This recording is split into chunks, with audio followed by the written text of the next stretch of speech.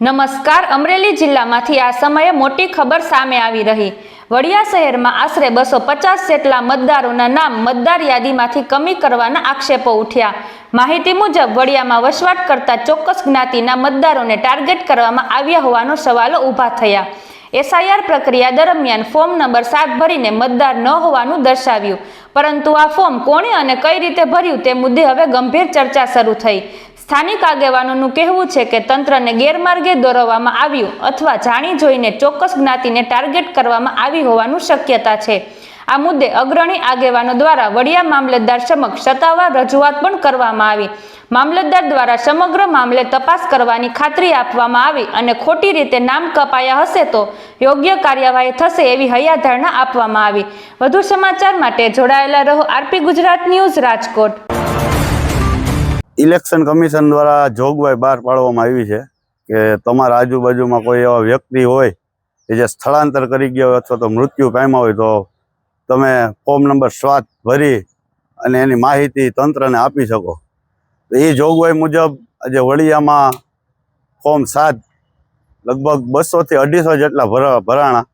એમાં એક સ્પેશિયલ એક કોમને ટાર્ગેટ કરવામાં આવી અને મુસ્લિમ કોમને ટાર્ગેટ કરવામાં આવી અને ઝાઝા ભાગના મોટા ભાગના મુસ્લિમ કોમના જ ફોર્મ નંબર 7 ભરાણા, જેની સમજણ માટે આજે અમે રૂબરૂ મામલતદાર સાહેબને મળવા આવેલ હતા અને વડિયા મામલતદાર સાહેબે અમને સમજણ આપી। અને આમાં એક વિશેષતા એ જોવા મળી કે જે આ તંત્રની કામગીરી કરે છે બીએલઓ તરીકે, એ બીએલઓના જ નામ આમાં રદ કરવા માટે અરજી કરવામાં આવી છે। સરકારી કર્મચારીના નામ રદ કરવા માટે અરજી કરવામાં આવી છે। અમુક એવા પેન્શનરો છે કે જે દર વર્ષે સરકારના નિયમ મુજબ હયાતી કરે છે, એના નામ કમી કરવા માટે અરજી કરી છે। ગ્રામ પંચાયત સદસ્ય અમારે જુનેદભાઈ છે, ચાલુ સદસ્ય છે, એને એવું કહેવામાં આવ્યું કે ભાઈ હયાત નથી અને આવી ખોટી રીતના ફોર્મ 7 ભરી અને તંત્રને ગેરમાર્ગે દોરવાનો પ્રયાસ કરેલ છે। મારું નામ સાયલબેન બાલાપરિયા છે। હું વડિયા 4 ની બીએલઓ છું અને મારા વિસ્તારમાં જ મારું નામ ચાલી રહ્યું છે।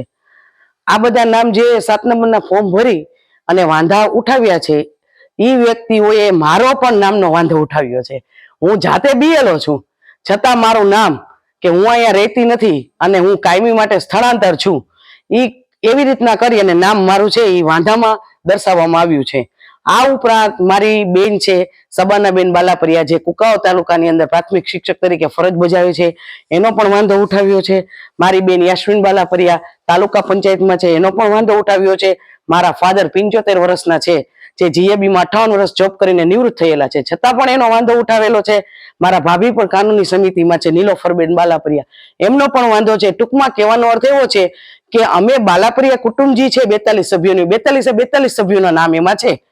તમામ પ્રકારના 42 સભ્યોમાંથી અમે 20 ભાંડેડા ગવર્મેન્ટ જોબ કરીએ છીએ અને કોઈ ના કોઈ રીતે ગવર્મેન્ટ સાથે સંકળાયેલા છીએ અને અમે છેલ્લી 3 પેઢીથી વડિયાના જ નિવાસી છીએ। અમારા બાપ દાદા પણ વડિયામાં છે અને અમે જાતે મોમેડિયનો હોય અને અહીંયા જ અમારા બાપ દાદાની સમાધિઓ પણ છે, છતાં આ લોકોએ અમારો વાંધો ઉઠાવ્યો છે અને અમારા નામ મતદાન યાદીમાંથી કાઢી નાખવા માટે એ લોકોએ પૂરતી મહેનત કરી છે। તો મારી સરકારશ્રીને એક સરસ મજાની વિનંતી છે કે આ જે કોઈ વ્યક્તિઓ છે એમની ઉપર કાયદેસરની કાર્યવાહી કરવામાં આવે।